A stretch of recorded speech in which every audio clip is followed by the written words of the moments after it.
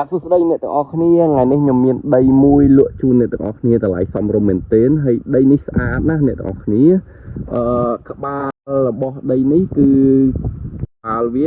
12បណ្ដោយវា42អ្វីដែលសំខាន់លើដីនេះគឺដីស្មើនឹងផ្លូវស្រេចមិនចាំបាច់ចាក់ដីអីថែមទៀតទេហើយ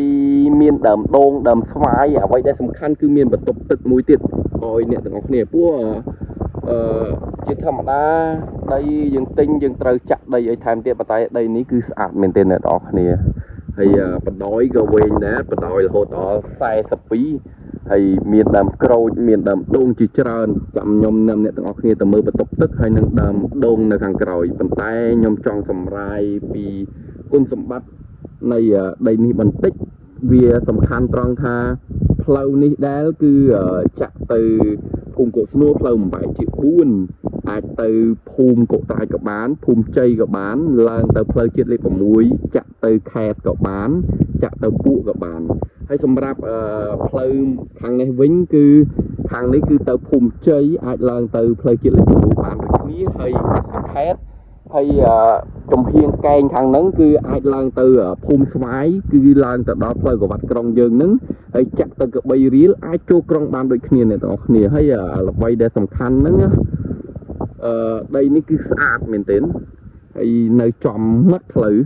ហើយខ្ញុំនឹងនាំអ្នកទាំងអស់គ្នាទៅមើលនៅខាងក្នុងតោះទៅជាមួយខ្ញុំទាំងអស់គ្នាដីនេះក្បាលវា12អញ្ចឹងក្បាលវាគឺត្រឹមកម្មចិណ្ដើត្រឹមកម្មចិណ្ដើទៅខាងហ្នឹងទៅខាងលបងណាហើយមើលទៅស្អាតមែនទែនដើមដូងផ្លែឡើងទាំងឃ្លាដើមស្វាយហើយមានដូងអានេះដូងចាស់ពីមុនដូងទឹកយើងណាហើយយើងអាចមើលបានគឺនៅខាងក្រោយដើមដូងច្រើនគួរសមហើយផ្លែហើយមានដើមក្រូចឆ្មាហើយដីនេះស្អាតមែនអ្នកទាំងអស់គ្នាមិនចាំបាច់ចាក់ដីអីទៀតទេនិយាយរួមទៅអាចថា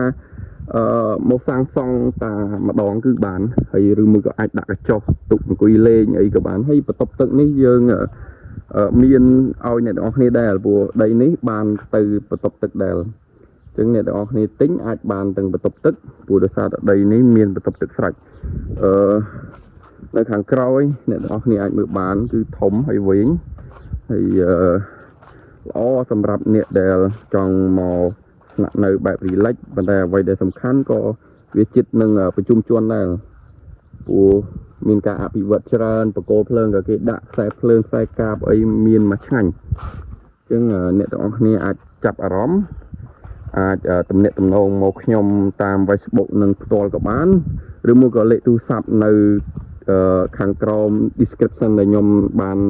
ទៅសេហ្នឹងអាចឆែកមើលហើយនឹងទំនាក់ទំនងមកក៏បានដែរអញ្ចឹងលេខទូរស័ព្ទយើងមាន2ខ្សែអាចទំនាក់ទំនងមកបាន Telegram ក៏បានតាម Messenger ផ្ទាល់ក៏បានបើសិនជាចាប់អារម្មណ៍អរគុណច្រើនអ្នកទាំងអស់គ្នា